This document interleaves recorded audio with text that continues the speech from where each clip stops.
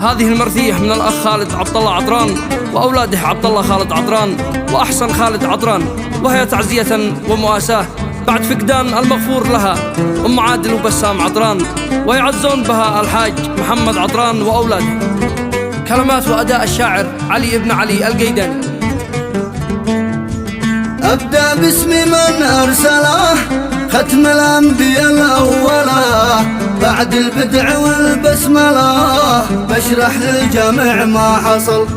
أول يوم السفر جاني يومها سوى خبر، من مت مننا واكتبر ملك الموت على من نزل.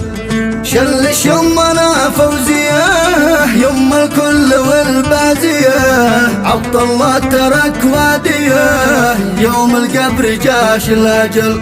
من صنعاء لأرض الحرام فوق الحافلة كم ألام، جاه الاتصال وانسطام من يم أصيل اتصل. سافرنا وكم شاف ضي قلبك كان يحرق حريق، سرتي وانت ابغى صديق كف هذا الخبر يعتقل. عبد الله بن عطران بعيد يا من انت لك ما تريد، قال يا رب عبدك وحيد يبكي والدموع في المقل. دمع العين ما عد وقف من فوق الخدود كم درف، وتأسف عليش كما ساف قلبه للخبر محتمل.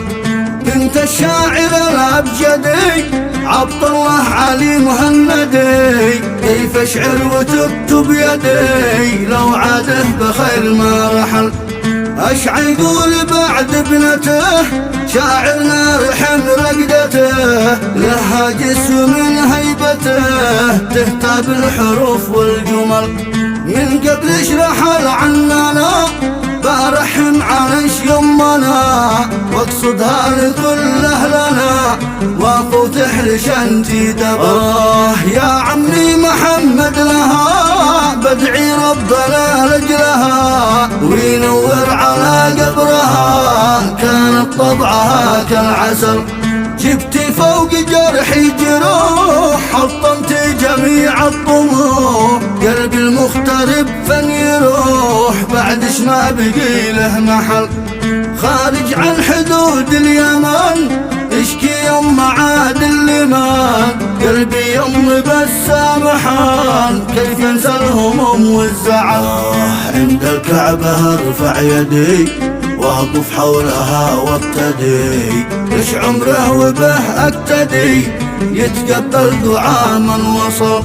شسأل ربنا يستجيب يسمع دعوة انسان غريب، من يدعيه كفه يخيب من يتوسله اوصل. كنت نعم المره عاشت عمرها صابره، كان تدعي وتستغفره كان نضرب بها الفن مثل. واختم بالصلاة والسلام المختار بدر التمام، صلينا عليه يا كرام يصلح حالنا والعمل.